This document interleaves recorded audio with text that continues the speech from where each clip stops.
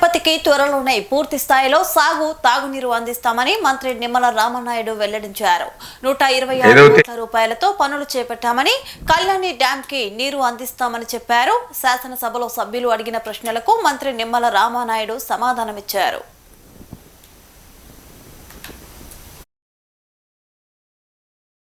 తిరుపతికి సంబంధించి 3 ప్రధాన వనరుల ద్వారా అంటే ఏదైతే తిరుపతికి సంబంధించి 5 లక్షలు, అదేవిధంగా ప్రతిరోజు కూడా 70,000 మంది ఏదైతే ఫ్లోటింగ్ జనాభా ఏదైతే ఉంటుందో ఈ అవసరాలకు తగ్గట్టుగా ఒకటి కేపీ కెనాల్ ఎస్ఎస్జి కెనాల్ నుంచి అంటే మన తెలుగు గంగా ప్రాజెక్టు 88వ కిలోమీటర్ దగ్గర నుండి 82 క్యూసెక్కుల నీరు 4 పంపుల ద్వారా రామాపురం కైలాసగిరి రిజర్వాయర్ కి తీసుకెళ్తున్నాం అధ్యక్ష.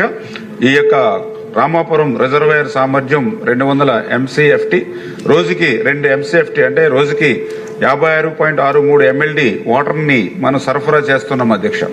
రెండవది ఏదైతే కళ్యాణి డ్యాం ప్రస్తుతం ఇది సెల్ఫ్ క్యాచింగ్ ఉన్నటువంటి పరిస్థితి అధ్యక్ష.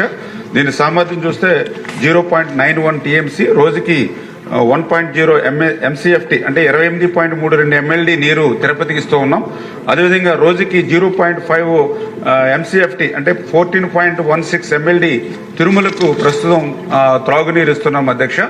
ఈ రెండు కాకుండా మూడవది తిరుమలలో డ్యాములు అంటే ఏదైతే గోగర్భం డ్యాము, ఆకాశగంగ డ్యాము, పాప వినాశనం డ్యాము, గుమారధార డ్యాము, పసుపుధార డ్యామ్ ద్వారా కూడా మనం వాటర్ ఇస్తూ ఉన్నాం అధ్యక్ష. అయితే గౌరవ సభ్యులు చెప్పినట్లుగా పెరుగుతున్నటువంటి జనాభా అవసరాల దృష్టి త్రాగునీరుని మరింత తిరుమల తిరుపతి పవిత్రమైనటువంటి వెంకటేశ్వర స్వామికి సంబంధించినటువంటి ప్రాంతానికి ఈ యొక్క సాగునీరు త్రాగునీరు పూర్తి స్థాయిలో అందించాలనే ఉద్దేశంతో పర్టికులర్ గా గౌరవ ముఖ్యమంత్రి నారా చంద్రబాబు నాయుడు గారు ఈ యొక్క త్రాగునీరు కోసం HNSS నేవా బ్రాంచ్ కెనాల్ 59వ కిలోమీటర్ దగ్గర నుంచి ఈ మూలపల్లి చెరువు నుంచి అదేవిధంగా 4 చెరువులు నింపుతూ కళ్యాణి డ్యామ్ కి త్రాగునీరు తీసుకెళ్లాలనే ఉద్దేశంతో మొన్ననే 560 జీవో మొన్న 15/10/2005 సంవత్సరంలో జీవోనిచ్చి 126 కోట్ల రూపాయల నిధులు మంజూరు చేసి మొన్న మనము 13/1/2026 అంటే మొన్న సంక్రాంతి రోజున ఈ యొక్క కార్యక్రమాన్ని కూడా శంకుస్థాపన చేయడం జరిగింది అధ్యక్ష. ఇది